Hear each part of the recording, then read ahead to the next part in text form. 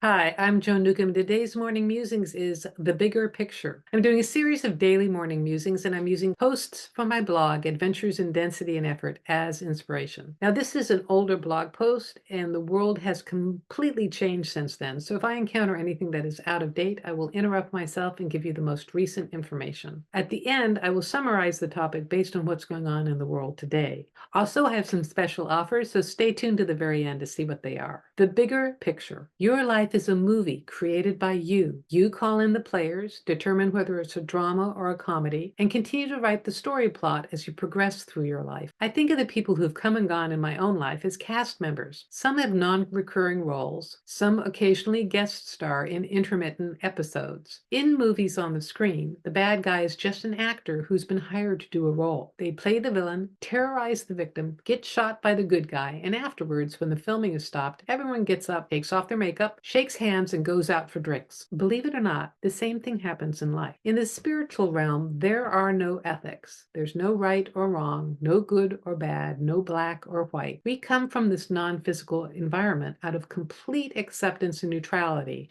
and then jump into the spiritual realm to experience such things as density, effort, emotions, dichotomies, contrast, time, space, and learn a bit how to navigate through such things, how to manifest in form, and then when we're done, we climb back out and into the pool of light and love. Actually, we're already there at the same time we're in the physical realm. It's just that our physical parts can't easily comprehend both states at once. Our essential selves can. Our essential selves know that we are continually connected with both worlds. Think of how being aware in this larger way can completely change your view of reality. People who you don't like are simply cast members of your own show. Situations you don't like are simply scenarios that you've written into your life script through your own thoughts and beliefs. I'm in the midst of planning my wedding, and my intention is that it be a healing experience, a coming together of family and friends, a celebration of love and joy and all good things of life. I've made steps in this direction by connecting with my fiance's family, by connecting him with mine, and by connecting our mothers with each other, so that even though half of us live on opposite coasts, we'll have a sense of getting along and good feelings with each other before all meeting before the event. When compiling the guest list, I automatically invited a family member because it was the right thing to do, even though it didn't feel right. This person played the role of abuser in our family, terrorizing everyone, and their behavior hasn't really changed. It's just less frequent as we don't all live together anymore. And I have to say from that time is that their behavior became more subversive. Back to the blog.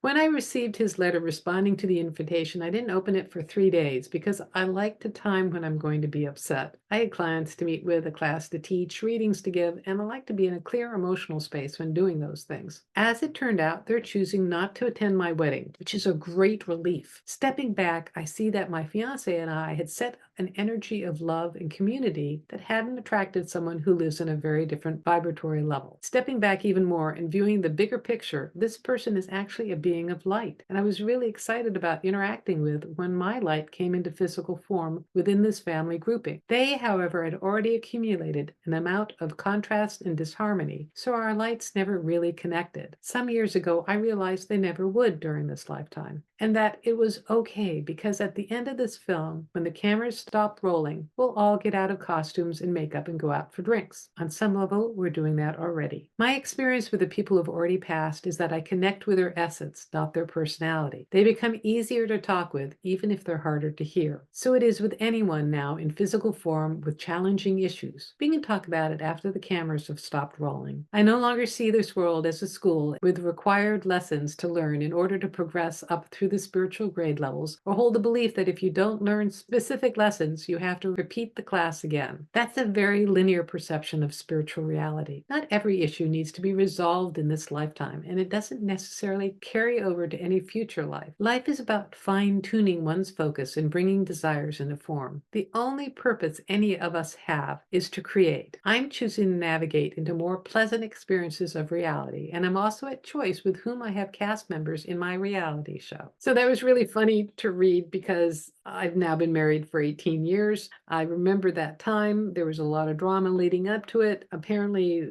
this person had already planned to go on some trip to Norway or whatever. And because I wasn't on their email list anymore, I didn't know. But there was a real gift in that I was also in a period of not communicating with them, which was actually their initiation or their wife's. The wife was like, "Oh, we never want to speak to you again." And it was like, that's great, because I would never not speak to someone. But it gave me a good 7 or 8 year period of no communication, which was incredibly healing for me. And about 4 years after this, he came out to my brother's wedding. I met him and I didn't know how I was going to react. And instead, I gave him a big hug, which surprised the heck out of both of us. But it allowed for me to have more of a connection with him, which was very useful because 2 or 3 years after that, he passed away and I was able to be in the house at the time that it was happening. That was a miracle that I was invited into that house. And I was able to facilitate Skype calls with all family members. And then I was really the reason why he was able to pass away at home, which he really wanted to do. Now, I've been in a phase of being really pissed off with him. So that was interesting to read that I had